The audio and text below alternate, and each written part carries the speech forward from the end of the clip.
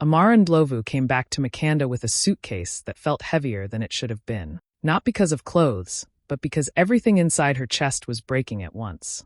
Her mother, Namsa Ndlovu, was gone. 1 week she was calling Amara to remind her to eat properly. The next week there was a funeral program with her name printed in bold. The community hall was packed. Old neighbors, church women, distant relatives, people who had watched Amara grow up barefoot on dusty roads. The air smelled like polished wood, flowers, and quiet judgment. Everyone kept looking at Amara with soft eyes, the kind that say sorry without words. At the front stood her father, Bekazizwe Ndlovu. Tall, still respected, still powerful. His face was stiff, almost businesslike, as if this was a meeting he needed to control. Beside him stood Lerato Moyo, his new partner. She wore black, but her hand rested confidently on his arm, like she belonged there. She had arrived in Amara's life far too quickly after Namsa's death. Too quickly for grief to feel honest. Amara held the folded paper with the words she planned to say. Simple words.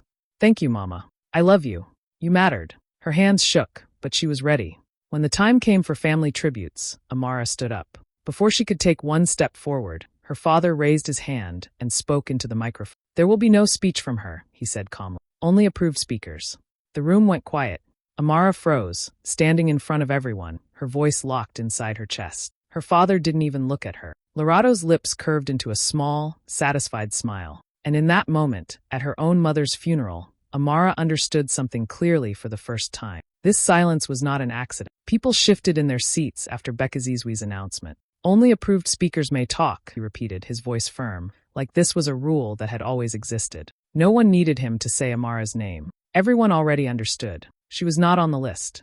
A low whisper moved through the hall, passing from one bench to another. Some people looked at the floor. Others looked at Amara with shock and pity. A few older women shook their heads slowly, offended but afraid to speak. At the front, Lerato leaned slightly toward Bekazizwe, her lips curling into a small, smug smile. It was quick, but Amara saw it. She always did.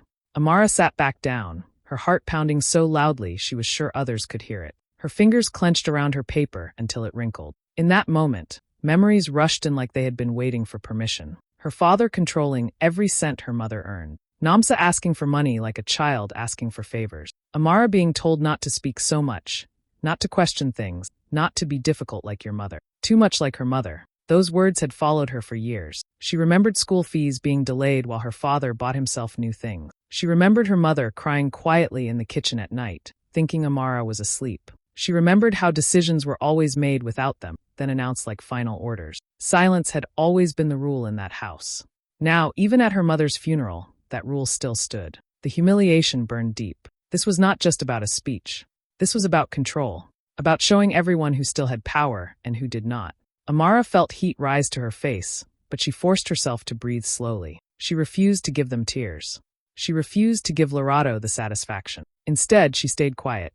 Not because she was weak, not because she had nothing to say, but because she had learned something important from her mother. Sometimes silence is not surrender. Sometimes it is a pause before the truth lands. Amara lowered her eyes, listening to the whispers, the uncomfortable coughs, the tension in the room. Inside her bag, her phone felt heavy, like it carried its own heartbeat. She came prepared, and she knew the silence would not last forever. The hall stayed heavy with silence, the kind that makes your ears ring. Then Amara stood up again. This time, she didn't look at her father for permission. She didn't look at Lerato. She walked forward slowly, her steps calm, like she had already made peace with what was about to happen. People gasped softly. A few heads turned. Someone whispered her name. Bekazizwe noticed. His jaw tightened. He stepped toward the microphone and raised his hand sharply. Sit down, he said under his breath, his voice firm and warning. This is not your turn. Amara stopped just a few steps from him. She looked at his face, really looked at it, and for the first time she didn't feel small. She didn't argue. She didn't raise her voice. She simply reached into her bag and took out her phone. The movement confused him.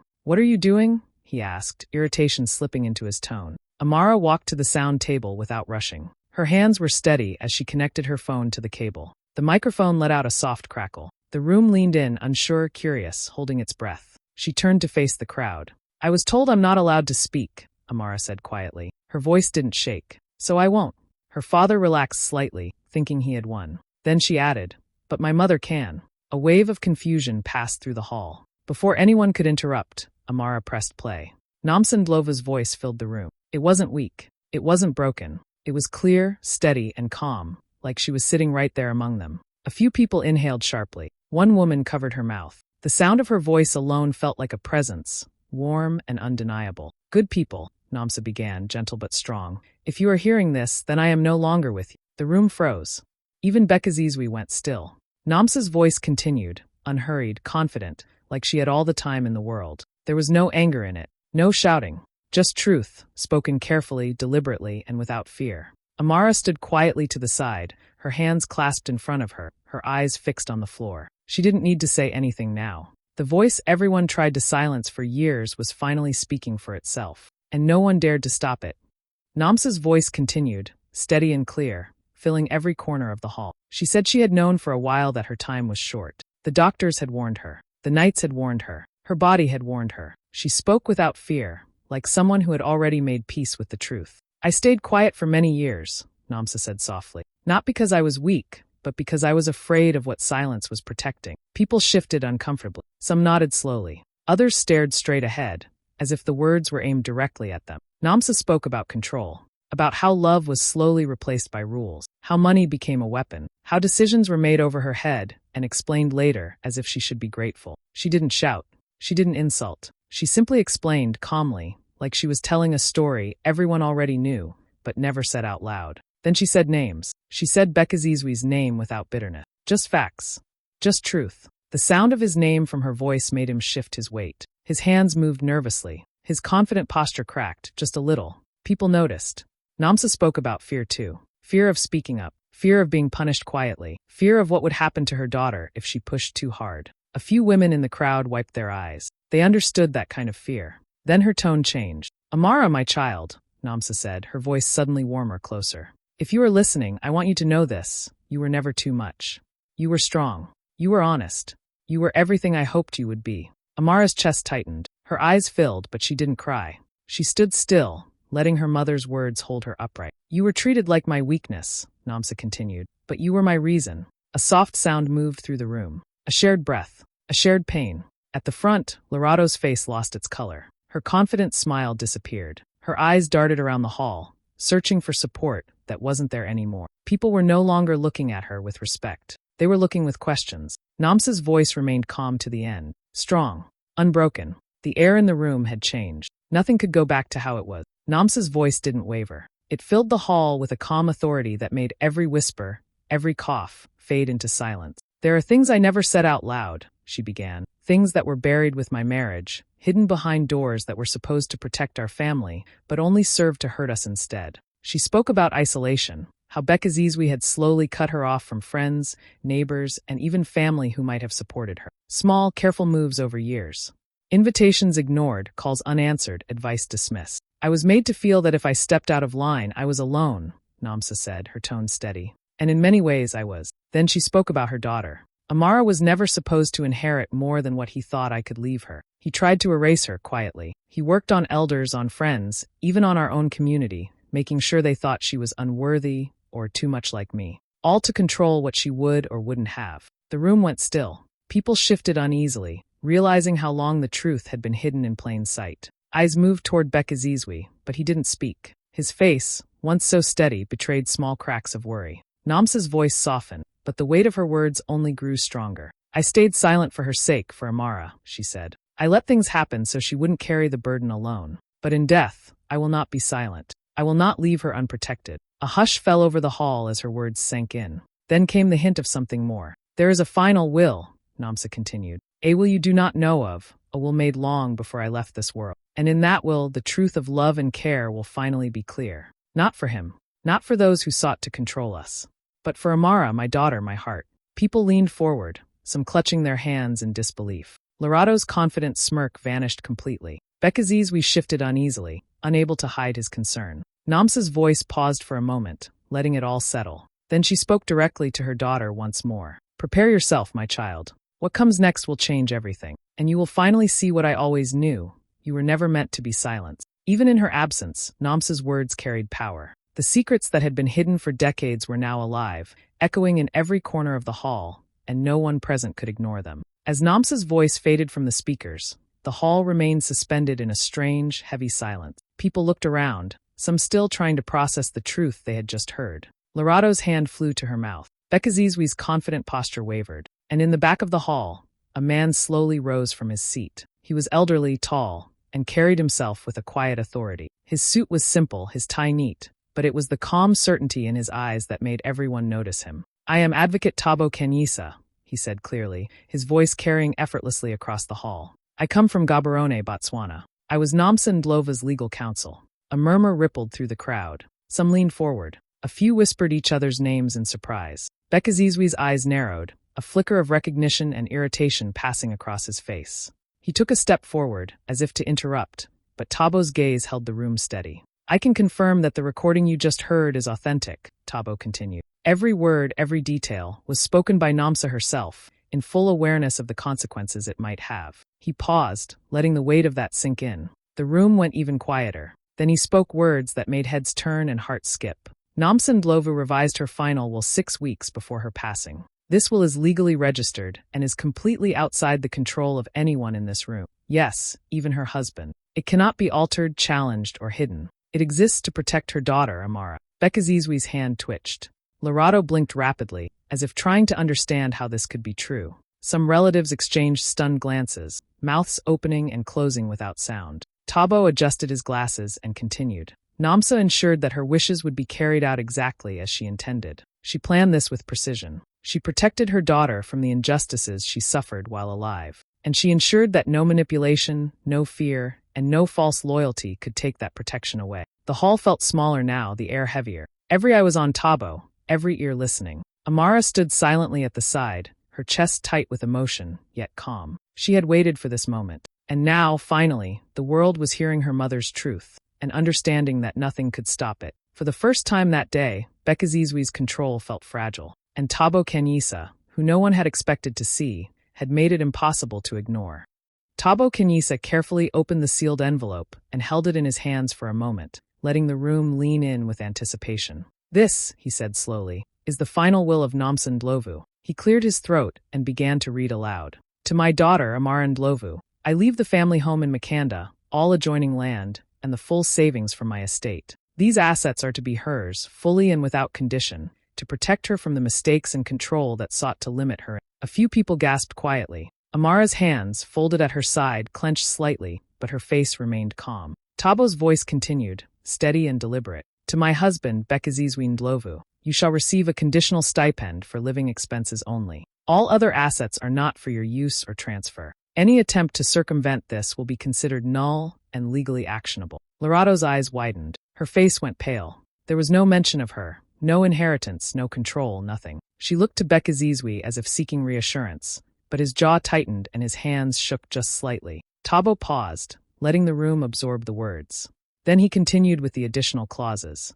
"No property or savings may be sold, transferred, or mortgaged without the explicit consent of Amara Ndlovu. This is to ensure that the legacy of Nomsa Ndlovu remains protected and her daughter's future is secured." A low hum spread through the hall. Some people whispered excitedly. Others stared in stunned silence. Bekazizwi's confident aura, the one that had held the room in control for decades, was cracking. He shifted uncomfortably, realizing for the first time that the power he had wielded over life and death in his household was slipping through his fingers. Amara didn't need to say a word. The reversal was clear. The crowd's attention, the eyes that had once followed Bekazizwi's every movement, now rested fully on her. She was the rightful heir, the one holding the power her father had always tried to monopolize. People began murmuring, some clapping quietly, others just staring. Lorato slumped into her seat, defeated. Bekazizwi's hands twitched, searching for a way to regain control, but the will was absolute. In that moment, the hall felt different. The balance of power had shifted forever. Nomsa had spoken through her words, through her careful planning, and now her daughter was free. Free not just to inherit, but to live. Free to finally claim what had always been hers. Bekazizwi's face darkened as Thabo finished reading the will. For a moment, he seemed frozen, like he couldn't believe what he had just heard. Then he straightened, cleared his throat, and pointed a finger at the advocate. "This is manipulation," he barked. "My wife, she was pressured. This will is not valid. I demand it be contested." A tense silence fell over the hall. People held their breath. Some shifted uncomfortably in their seats, unsure whether to speak or stay quiet. All eyes flicked toward Bekazizwi, expecting him to take control as he had always done. But the old authority, the fear he once commanded, felt fragile. Tabo Kenyisa didn't flinch. He adjusted his glasses, opened a folder, and laid several documents neatly on the table. "Sir," he said evenly, "all of your claims are accounted for. Here are medical records confirming Namsa's mental and physical state at the time she revised her will. She was fully aware, fully competent, and acted of her own free will." He passed copies to Bekazizwe, who snatched them but barely glanced at the pages. Tabo continued, "Additionally, here are witness statements from her friends, neighbors, and legal assistants. These statements confirm that no coercion took place. And here," he said, holding up a set of papers, "are time-stamped documents showing that the recording, the communication with me, and the will revisions were all completed independently, without interference." The room was quiet now, but not in awe, more in shock. The man who had once commanded every conversation, every decision in the family, could no longer intimidate anyone. His power, built on control and fear, had crumbled publicly and completely. Bekazizwe opened his mouth, tried to argue, but every word sounded hollow. The community watched as his hands shook slightly, his jaw tightened, and his posture sagged. He had no allies in the room, no one to challenge the facts, no one to enforce his authority. The leverage he once wielded like a weapon had vanished. Amara stood silently, calm, her chest rising and falling steadily. She didn't need to raise her voice, didn't need to plead or shout. The truth, her mother's preparation, and Tabo's calm authority spoke louder than any anger or intimidation her father could muster. Around her, the room seemed to shift. Whispers of awe, relief, and understanding rippled through the community. The man who had once ruled everything in her life was exposed, powerless, and the people saw it all. And Amara didn't have to say a word. The room was still buzzing from the revelation of the will, the power shift, the exposure of decades of control. Amara stepped forward, her footsteps quiet but certain. She didn't need to hurry. She didn't need to prove herself with noise. The hush in the hall followed her, like the walls themselves were leaning in to listen. She took a deep breath and looked around at the faces in the crowd. Some were teary, some shocked, some quietly smiling. She didn't glance at Larato. She didn't need to. Her focus was on the people who had quietly supported her mother over the years, the neighbors who brought food when no one asked, the friends who visited secretly, the community elders who had always remembered Namsa for her kindness rather than her silence. "Thank you," Amara said softly, "to everyone who stood with my mother, even when she couldn't speak, even when she had to endure alone, thank you. Your support meant more than words can ever express." A few heads nodded, a few hands lifted in small, respectful applause. Then Amara turned slowly toward the front of the hall. Her father, Bekazizwe, sat rigid, his mouth pressed into a thin line, his eyes flicking nervously around the room. She didn't pause, she didn't scream, she didn't accuse. She simply met his gaze with calm, steady eyes. "You silenced her in life," she said, her voice quiet but cutting sharper than any shout could. "You couldn't silence her truth." The words hung in the air, and for the first time that day, Bekazizwe looked genuinely exposed. He opened his mouth to reply, but nothing came. The room waited, and Amara simply turned away. She walked toward the door with her head held high, her shoulders straight, carrying a weight that had nothing to do with grief and everything to do with strength. Every step echoed softly, a quiet declaration that her mother's legacy was hers to carry. She didn't look back. She didn't need to. The community watched her go, some holding back tears, some whispering quietly. The hall felt lighter somehow, freed from decades of tension and control. Amara's silence had become louder than any argument, louder than any threat. She didn't need revenge, because truth and justice had already spoken. When she stepped outside into the late afternoon sun, she felt the air around her shift. The weight of her mother's absence was still there, yes, but so was the power of her voice, finally heard, finally respected. And in that moment, Amara knew she could move forward, carrying Namsa's strength with her forever. Months had passed since that unforgettable day at the hall, but the memory of her mother's voice still echoed in Amara's mind, stronger than any anger or grief she had once felt. She had returned to Makanda with a quiet purpose, determined to honor Namsa's life in the way she always deserved. First, she restored the family home. Walls that had cracked under years of neglect were repaired. Paint brightened the rooms, and the garden bloomed again, alive with color and light. Every corner of that house carried memories of laughter, lessons, and quiet courage. It was no longer just a building. It was a place that held Namsa's spirit, protected and celebrated. But Amara didn't stop there. She knew her mother's fight hadn't ended with the will. There were countless women who faced silence, manipulation, and control in their own lives, just as Namsa had. With the inheritance secured, Amara founded a women's legal aid initiative in her mother's name. It offered advice, support, and protection for women struggling against abuse, betrayal, or financial injustice. Each case they helped felt like a small echo of Namsa's voice, turning pain into power. Amara herself lived differently now. Free from fear, free from the shadow of her father's control, she walked through Makanda with her head high. She laughed more easily. She spoke openly. She made decisions for herself, always keeping her mother's lessons close. One afternoon, sitting on the porch of the restored house, Amara smiled and spoke softly, almost to herself. They stopped me from speaking at her funeral, so my mother spoke forever. And in that moment, she understood that silence, when turned into truth, could be louder than any speech, stronger than any anger, and more lasting than any fight. Namsa's legacy lived not only in words but in freedom, justice, and the courage to stand tall forever.